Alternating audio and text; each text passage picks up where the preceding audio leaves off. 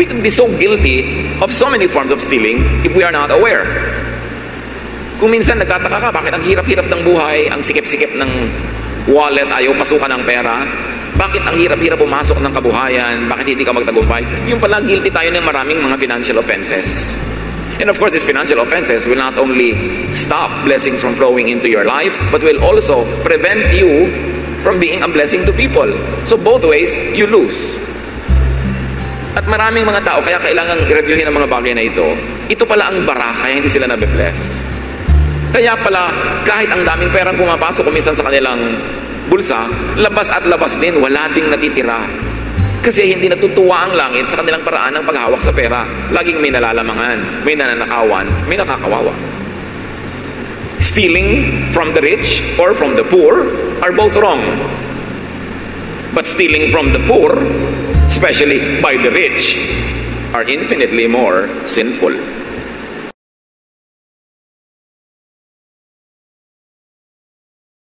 Marami sanang mga karangyaan at mga kariwasaan sa buhay ang matatamasa ng mga mananampalataya kung hindi lang nila nababiolate ang mga financial rules of God. Marami sana mga pagkakataon na mas umaasenso ang buhay, mas lumuluwag, if only people would be sensitive to the financial sensibilities taught in the Bible. Ang ating pag-aaral ngayon para lalo tayong guminhawa sa buhay at tumamasa ng mga pagpapala ng Diyos.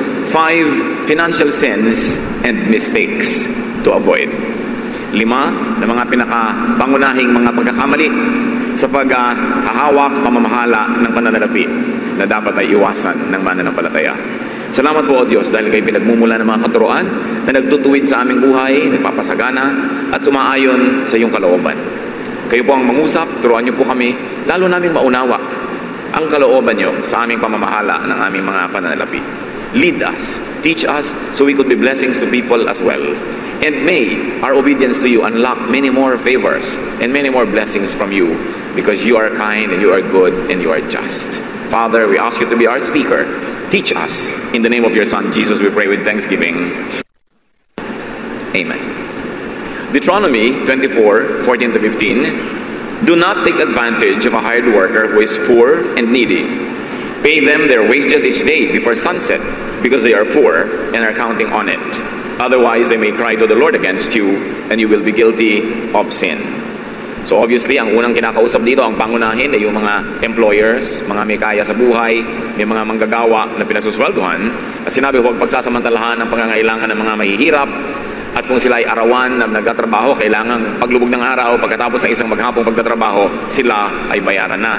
Baka daw sila ay dumaing sa Panginoong Diyos kung sila ay pinatatagalan pa ang kanilang mga sweldo at sila ay dinggin ng Diyos at ang nagmamalupit sa kanila ay makatanggap ng parusa.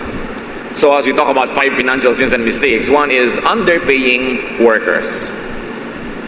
Hindi pagbabayad ng sapat, ng tama, patuloy na pagsasamantala sa mga nangangailangan at patuloy na pagdidiin sa kanila sa kahirapan. And then next to that is delaying payment of workers. Kaya nga nagtatrabaho yung mga tao kasi kailangan nila yung kikitain. Hindi na dapat tagalan pa, pananagutan ng mga employers, ng sino man na namumuhunan o nangangailangan ng hard labor na magbayad sa oras at ng kumpleto. At kung maaari ay sobrahan pa sa hinihingi ng batas o sa usapan, lalo't kayang-kaya naman noong nagbabayad. Na sa pag-asenso ng namumuhunan, sa pag-asenso nitong employer, kasabay na umaasenso ang mga manggagawa. James 5:4-5. Look, the wages you failed to pay to workers who mowed your fields are crying out against you. The cries of the harvesters have reached the ears of the Lord Almighty. You have lived on earth in luxury and self-indulgence. You have fattened yourselves in the day of slaughter. Tinutuos ng langit, dinidilig ng langit ang lahat ng daing ng mga kawawang manggagawa na ginigipit ng kanilang mga employers. Nakararating sa tainga ng Diyos ang kanilang mga pagdaing. At yun daw sobrang nagpapasasa sa buhay, ay parang pinatataba lang nila ang kanilang mga sarili para mga hayop na pinatataba para sa araw ng pagkakatay. May araw ng pagtutuos. At ang lahat ng mga excess fat that came from the blood of the poor workers and wage earners will be accounted for. Delaying payment of workers intentionally for selfish convenience or gain or for more profit, that is hated by God. Napakalambot ng puso ng Panginoon sa mga manggagawa at mga kapuspalad Kaya kinakailangan na sino man na pinagpapala ng Diyos na umangat sa buhay at siya na ngayon itong employer ay maging mapagkalinga. Even in the much ballyhooed economic progress of our country, so many of our countrymen and countrywomen are not becoming participants or recipients of the bonanza because only the capitalists are making so much money and the laborers are really paid very, very measly. Masyadong konti ang sweldo. Kahit anong gawin mo, hindi mapagkasya ng mga taong kanilang trabaho. Napakaganda na yung mga corporate groups, sila na mismo ang magkusa to share profits with their workers. Kailangan po natin maghintay na mag-alsa, magkaroon ng himagsika ng mga nagugutom para magising ang mga sobrang mayayaman naman. You will read this in the newspapers. Tens of billions, many tens and tens of billions sa mga net profit nila the past year. Pagkatapos pag tinignan mo yung mga pasweldo sa mga manggagawa, sobrang maliit. Sobrang top-heavy ang ating mga kumpanya. Top people, executives, and all that have so much privileges. And they enjoy so much when it is at the back of the toiling majority where the economic growth actually happens. At they make it happen. Kaya kailangan naman magkaroon tayo ng ganung uri ng konsyensya. At sa pagtitrain naman natin ating mga manggagawa, we should train our people, our workers, for higher paying jobs. It's not enough that they have a job, that they are not idle, but they should get more for their labor. Why? Because you live only once in this kind of life before eternity. At yung mga what you miss here, you miss forever. Kaya mahalaga na may opportunity sa binibigay tayo sa mga tao. Isa sa mga nakakalungkot na katotohanan sa ating lipunan, ang dami mga gifted people but they are not able to develop their gifts because they're always trying to just survive. Ang dami mga magagaling na tao na ibinebenta na nila yung buong buhay nila, lahat ng oras nila sa buhay sa kanilang mga employer, hanggang tumanda na lang sila at namalayan nilang mamamatay na lang sila, pero ang dami pa nilang pangarap na hindi natupad, ang dami pang mga dapat gawin, marami pang dapat napuntahan, nakain, pero naalipin na lang sila ng walang tigil na pagtatrabaho at hindi sila makalaya kasi isang kahit isang tuka. Wala silang kahit konting puhunan ng 2 buwan na pwedeng maghanap ng mas magandang opportunity kasi wala nang gagastusin para bukas. At yun ay nakakahiya sa Diyos, lalong-lalo sa isang bansa na sinasabi mo na maraming asenso, umaasenso ang lahat, tapos maraming taong sobrang naiiwan. Psalm 37:21, the wicked borrow and do not repay, but the righteous give generously. Again, another offense to the sensibilities of God is borrowing and not paying on time, fully, and with interest. Jewish lenders were forbidden to charge interest to their people, but the borrowers were not forbidden to voluntarily pay interests. Ang pinagbabawalan lang naman ay nagsasamantala ka sa pangangailangan ng nagigipit, hindi ka daw dapat nagpapataw ng interest sa ganung mga pautang. Pero hindi naman pinipigil yung nangutang, lalo't namuhunan naman siya, kumita naman siya, umasenso siya, hindi naman siya pinipigil na magkusang magbigay ng interest sa nagpautang sa kanya. Gawin natin mga kapatid na practice kung sakasakaling kinakailangang umutang sa kapwa. At least pag isinoli mo, bigyan mo naman ng interest. Kasi yung hiniram mo, kung nasa bangko, kikita man lang yun kahit 2%. Kahit 1.5%. Pero ang tagal-tagal na nasa iyo ang pera niya, isosoli mo, hiniram mo nung 5 years ago, 5,000, ibibigay mo rin na yung 5,000. Baka ang value na lang doon, mga 4,700, 4,500. Masyadong lugi yung nagpahiram. Bukod sa panghaba ng panahon na ninervyos siya, kung mababayaran ba o hindi. Kaya mo bang bayaran yung nervyos niya? Kaya mo bang bayaran yung pagsisihan ng mag-asawa na, ba't ba kasi pinautang mo yung pinsan mo, ayan tuloy, wala tayong pera, hindi tayo makasingil. Malaki ang puhunan na nagpapautang, hindi lang yung pera, pati yung pangamba na baka hindi siya mabayaran, at yung effort na maningil, kung kailangan ka pang habul-habulin. God likes investors to earn profits. The Bible is full of stories, even stories told by Jesus, which were parables, meant to give lessons, that people are supposed to make investments grow. That is not wrong to make profit, but profiteering at the expense of the needy, that is what is wrong. Money borrowed for investment or for business must earn interest. Money borrowed for non-commercial emergency should not be levied interest. Magkaiba eh. Pagka pinahiram ka dahil nangangailangan ka, sabi, huwag ka nang singilin, lalo't patuloy ka pa rin nagigipit. Pero kung ipinahiram sa iyo, ipinuhunan mo, nagamit mo para kumita ka, magkaroon ka ng trabaho, dapat magbigay ka ng interest. It is noteworthy that there's a lot of teachings in the Bible, both in the New and the Old Testaments, about how to handle money. You would say, and many people would think, that spirituality is concerned only with what is beyond eternity and not in this material world. But yes, the Bible is full of teachings about how to manage financial resources. James 2:15-16, suppose a brother or a sister is without clothes and daily food. If one of you says to them, go in peace, keep warm and well fed, but does nothing about their physical needs, what good is it? Isa na namang napakalaking katuruan ito. May dumadaing sa'yo, may nahihirapan, tapos sabi mo, sige, pagpipray kita, pagpalain ka naman ng Diyos, nawa, bumuti ang kalagayan mo. Tapos wala kang man lang inabot, pinahiram, ibinigay, na kaya mo naman, isang malaking offense yun sa kabaitan ng Diyos. Not giving to the needy brother or sister when one had the capacity to help is an offense. Eh, yung iba, pag sinabi nila kung minsan, ipagpipray kita, parang ano lang nila pangtakas, para makaiwas sa pananagutan na may gawin pa silang mas practical, ang sasabihin nilang, I will pray for you. Why pray for people when you can already give them what they need?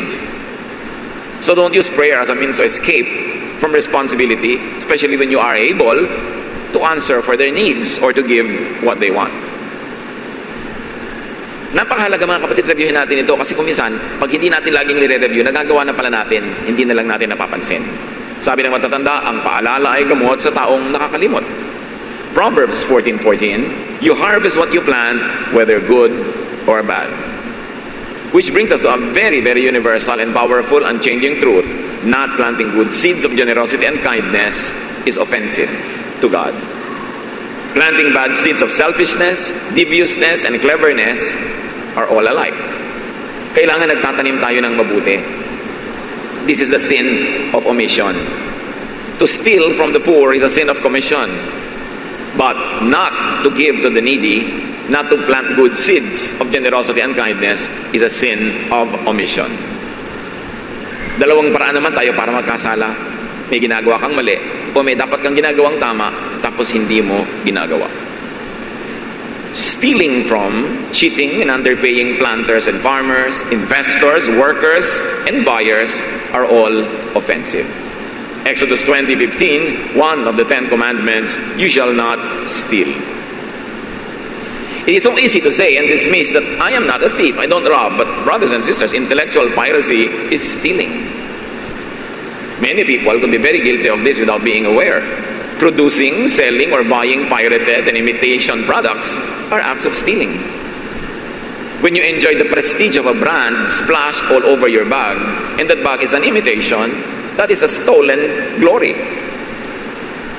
When you produce something and splash a brand on it that is paying a lot, spending so much for research, for advertising, for product development, and you steal their brand or logo and put it on an imitation product, that is stealing.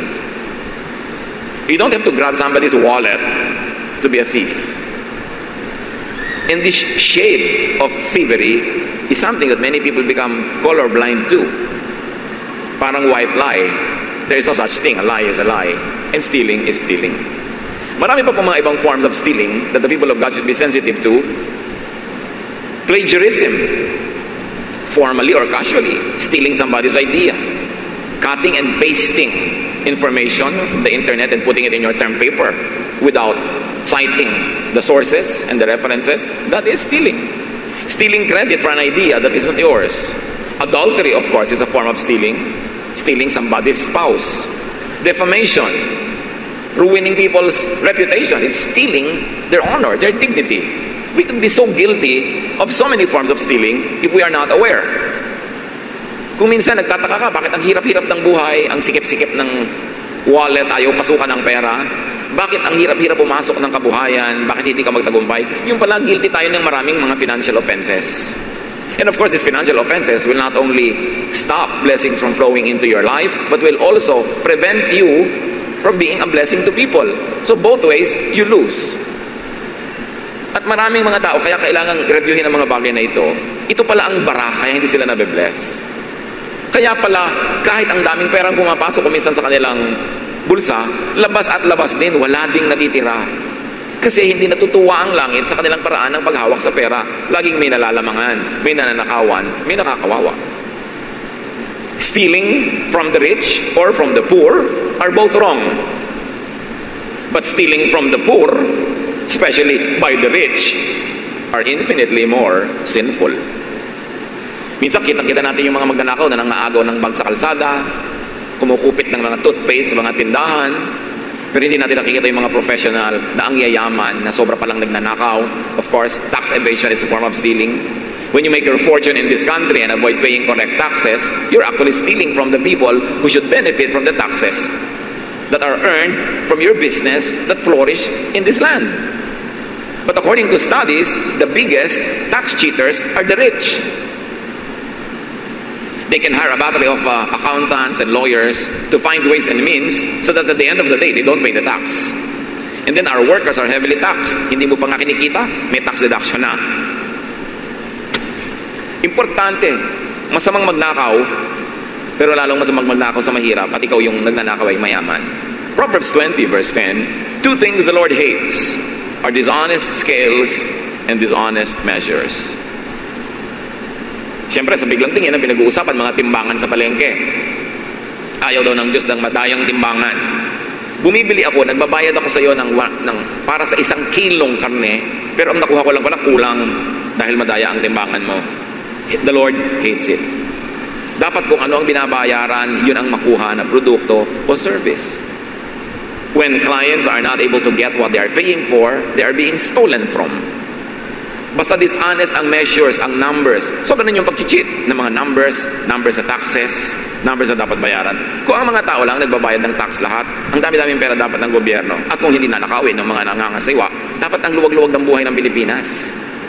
Pero wala. From the taxpayer, to the tax collector, to the disbursing officer, to those who are handling the money, may nangyayaring thievery. And at the end of the day, all of us suffer. Lahat na nadadaya. Kaya kailangan maingat. Maingat ka sa pagbabayad ng mga dapat bayaran. Commercial and numerical cheating, not giving in full what buyers pay for or deserve, is sinful and hated by God. Yung nandadaya sa mga bilang, sa timbang, sa quality. Bibili ka ng karne, ba't kaya namamaga ito? Tinuturukan pala ng tubig para bumigat. Kung ano-anong klaseng mga pandaraya. Mga karne na hindi na mabili, ang luma-luma na, bigla lalagyan mga kulay, na mga strong, mga taste, ibebenta as kung ano-anong processed meat. Kinakain mo, yung pala, bulok na, pandaraya. Hindi ka naman nagsabing, pabili nga po ng bulok na karne. Pero nadideceive ka ng kulay, nadideceive ka ng mga lasa. So, ang nabibili mo, hindi yung binabayaran mo. Product weight, quantity and quality, undeserved grades, for instance. Dishonest numbers, all of this are forms of thievery. Pagka nagnanakaw ka ng grade, nag-cheat ka lang pala, hindi naman talaga dapat mataas yung grade mo, that is thievery. Lahat ng dishonest numbers. At magtataka ka, ang daming teaching sa Bible about numbers. Meron po ang isang book, ang tawag Numbers. Mahalaga ang numbers sa Diyos.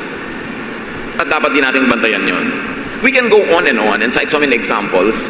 That should be enough. What we have should be enough to make us sensitive again to the things that we might be getting desensitized to. Pagka maraming gumagawa, parang tama na parang pwede na. Pero remember, may accounting na ginagawa ang langit. May pagsusulit. And God is just. Good is rewarded. Bad is punished. Commercial, financial, and transactional unkindness, dishonesty, cheating, and stealing are sins that God hates, that the guilty pay dearly for. Maraming uri ng pagnanakaw na hindi kinakalugod ng Diyos. Halimbawa, yung sinasabing pagnanakaw sa Malakay 3, 8 to 10. You people are robbing me, your God. You are robbing me of the offerings and of the 10% that belongs to me. I am the Lord all-powerful, and I challenge you to put me to the test. Bring the entire 10% into the storehouse so that there will be food in my house. Then I will open the windows of heaven and flood you with blessing after blessing. This kind of teaching sometimes draws very emotional reactions to people, especially to those who don't want to obey it. Pero Malachi 3:10 is as biblical as John 3:16, and both must be taught powerfully and clearly, for the sake of those who should know it and for the sake of those who will benefit in obeying it. Napakahalaga na hindi mo ninanakawan ng kapwa-tao at lalo namang ang Diyos. At sabi niya, alam niyo, ninanakawan niyo ako Huwag na kayo magtanong-tanong pa, magmaang-maangan kung paano niyo ako ninanakawan. Sabi, pagka hindi kayo matapat sa inyong ikapo, ninanakawan niyo ako. Ba't di niyo ako subukan? Sabi ng Diyos. Natatakot kang matalo, natatakot kang malugi. Ba't di niyo ako subukan? Maging matapat kayo, at kung hindi ko patunayan sa inyo, napababakain ko ang pagpapala sa inyong buhay. Sa niya, ako na Diyos, sa pinakamakapangyarihan na nagsasabi nito, subukan niyo ako. Ang pagnanakaw kasi, isang uri ng kakulangan ng pagtitiwala sa Diyos. Pag nagnakaw ka, nandaya ka, sinasabi mong, kung hindi ako gagawa ng masama, hindi ako mabubuhay.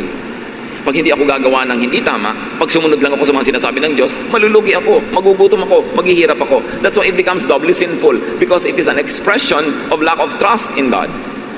Na pagka gumawa ka ng tama at naging maka-Diyos ka, ay mapapabuti ang buhay mo. So, gagawa ka ngayon ng paraan, and you will have to borrow tactics from the evil one just to be able to get what you want. Kaya napakahalaga yung tiwala sa Diyos. At nanghahamon pa ang Diyos, sabi niya, subukan niyo ako. Sino kaya sa atin ang talagang nakatanggap na ng hamon at sinubukan nyo nga? Dahil, alam nyo, ang mga matatapat sa area na to ng giving, hindi lang sa tithing sa church, pati sa charity, pati sa pagbibigay sa kapwa, pagtulong, yung mga matatapat, yung napatunayan na nila sa buhay nila, na talagang totoo ang pangako. At yung mga patuloy na hindi matapat dyan, yung mga hindi pa nila nasusubok talaga, kaya hindi nila nalalakasan ng loob nila na gawin ito. The selfish, the opportunistic, the exploiters, cheaters and thieves receive the bad, they give to others. Because in this spiritual life, you keep only what you give away, and you lose what you selfishly attempt to keep for yourself. Galatians 6:7, do not be deceived. God cannot be mocked. A man reaps what he sows. Or from the contemporary English version, you cannot fool God. So don't make a fool of yourself. You will harvest what you plant. Cheaters think they win. They win here and lose there. There's balance. They steal from others only for them to be robbed in turn. Dahil may balance. The entire universe runs in balance. Lahat ng negative number may katapat na positive number. Everything is balanced. Kaya pag may ninakaw ka, may mananakaw sa'yo. Pag may ibinigay ka, may matatanggap ka. This is the secret of how to live under God's prosperous, unchanging laws. Bawat panlalamang sa kapwa ay may katapat na paniningil mula sa langit. Baka hindi natin namamalaya, nakakapanglamang na pala tayo. We should restitute, we should pay. And with interest. The selfish, the opportunistic miss God's delight, favor, and blessing. Sa Proverbs 11:25, sabi diyan, a generous person will prosper. Whoever refreshes others will be refreshed. Ang taong palabigay ay mag-aani ng marami. Sasagana ang kanyang buhay. Sino man ang tumutulong sa kapwa ay tutulungan din. Luke 6:38, give and it will be given to you. A good measure, pressed down, shaken together and running over will be poured into your lap. For with the measure you use, it will be measured to you. Pag lagi kang kuripot, ayaw mo nang kumita ang kapwa mo tao na nagnenegosyo, nagtitinda, sa palagay mo aasenso ka doon, pagkukuriputan ka rin ng langit. Kung may pinagkakaitan ka, meron din magkakait sa'yo. Pag may binibigyan ka, merong magbibigay sa'yo. At hindi man tao ang magsukli sa'yo noon, hindi ba yun alam ng Diyos? Sabi niya, I am God all-powerful. I know how to repay. Matthew 25:45, He will reply, truly I tell you, whatever you did not do for one of the least of this, you did not do for me. And this is a conversation from the story of Jesus about God in heaven telling people, oh, you are going to enjoy eternity with me because you have been so good to me. And people said, we never did anything good to you. And He will say, whatever good you do to others, I count it as having been done to me. Kung ano man ang ginawa mong masama sa kapwa, ako na rin ang maniningil sa iyo. Aariin ko rin na sa akin mo ginawa. The selfish, the opportunistic feel like winners, but blissfully unaware of how much they really lose. Suriin natin mga sarili, mga kapatid. Identify, beware of, and avoid and stop financial sins and mistakes. Because that could be the very big impediment to your own progress. To blessings that are supposed to be received by you, but you never get because we block the way of blessing. At kung kayo naman yung biktima ng mga panglalamang, pagdanakaw ng kapwa, we must be innocent as doves, but wise as serpents. Do not permit yourself to become victimized all the time. Hindi ibig sabihin ng godliness, tanggapin mo na lang ang pambibiktima at pagsasamantala sa iyo ng kapwa. You must speak up for your rights. You must speak up for what you have already earned. Kung hindi ka binabayaran, kailangan maningil ka. Kung nagpautang ka, hindi nakakahiyang maningil, lalo't kinakalimutan niya ang kanyang singil. Kumisa kasi sa sobrang bait natin, nagpapaapi na tayo. Remember, be innocent as doves, but be wise as serpents. Huwag naman yung sadyain na nadadaya na kayo, hindi pa kayo kumikibo. Huwag nyo namang sadyain na halos pumayag kayo na apihin at kawawain at hindi mabayaran sa mga dapat sana ay babayaran tayo. God is just, and to seek justice is not an ungodly thing. Kailangan na may katwiran, may katapatan, at may umiiral na hustisya sa ating buhay. Mga kapatid, napakaraming pagpapala ng Diyos. Kung gusto tayong pagpalain ng Diyos, sino naman ang makakapigil sa Kanya? Pero kung ayaw niya, at lalo kung tayo ay naglalagay ng bara, sino ang makakapilit sa Diyos sa pagpalain tayo kung lumalagay tayo sa lugar na sinasabi na niyang hindi ko pagpapalain ang ganyang uri ng pamumuhay? Think. Mag-isip tayo, baka meron tayong mga utang na nalimutan na. At dahil hindi na kumikibo yung pinagkautangan natin, buong puso na nating nilimot. Dapat sa abot ng ating makakaya ngayon, magbayad. Kahit partially, kahit konti, kahit bahagi. And never forget to acknowledge, may utang ako sa iyo, may kulang ako sa iyo. Hindi ko palang kayang bayaran ngayon, pero nasa isip ko yan. Lagi niyong ipapaalala. Kasi nakaka-nervous talaga yung baka nakalimutan. Noong umutang. Siyempre yung nagpautang, hindi niya malilimutan yon. Ang nakakalimot, lagi yung umutang. No? Tapos pag siningil mo, galit pa. Kung saan kumukuha ng lakas ng loob na siya patong magalit. Samantalang, sa oras ng kanyang pangangailangan, siya ay pinagbigyan, siya ay tinulungan.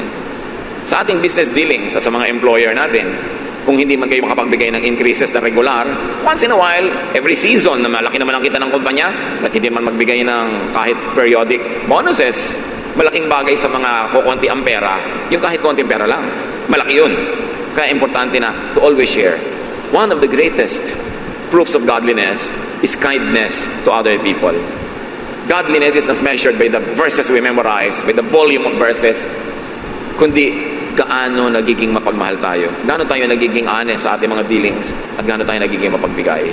This is the way to blessing. You plant, so you harvest. Dear God, we ask you, speak to us privately. Ipakita niyo sa amin, Panginoon, ang kalagayan ng aming puso when it comes to handling finances. Kung kami ay mga mabait, matapat na mga employer at employees, dahil bilang mga employee, pwede rin kami ang magnakaw. Sinusweldohan kami, pero hindi kami nagtatrabaho ng ganap, ng kumpleto, ng buo. O pwedeng literally nananakawan namin ng aming mga employers. Ipakita mo kung saan kami nakatayo.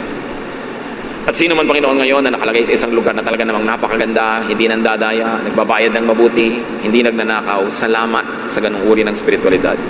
Dalangin namin ang lahat ay mapunta doon at manatili sa ganung blessed situation. Pero sa mga, kung may mga anak ka na nakikita mo ngayon, Panginoon, na may pagkukulang sa ganitong bahagi ng buhay, soften our hearts. Teach us to be submissive to your will.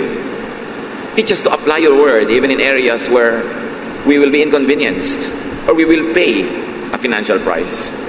Turuan mo kami, Lord, na maging makadiyos, banal, sa lahat ng larangan ng buhay namin, kahit doon sa mga parte na parang magmumukha kami magagastosan. Turuan mo kami na yung dapat bayaran, bayaran. At yung mga dapat magbayad, ay magbayad. Teach us. Pagbulay-bulayan natin ng mga kapatid, ng mga simpleng katotohanan na ito, na maaaring maging paraan upang ang pagpapalang gusto-gusto ibigay ng Diyos ay dumaloy ng malaya sa ating buhay.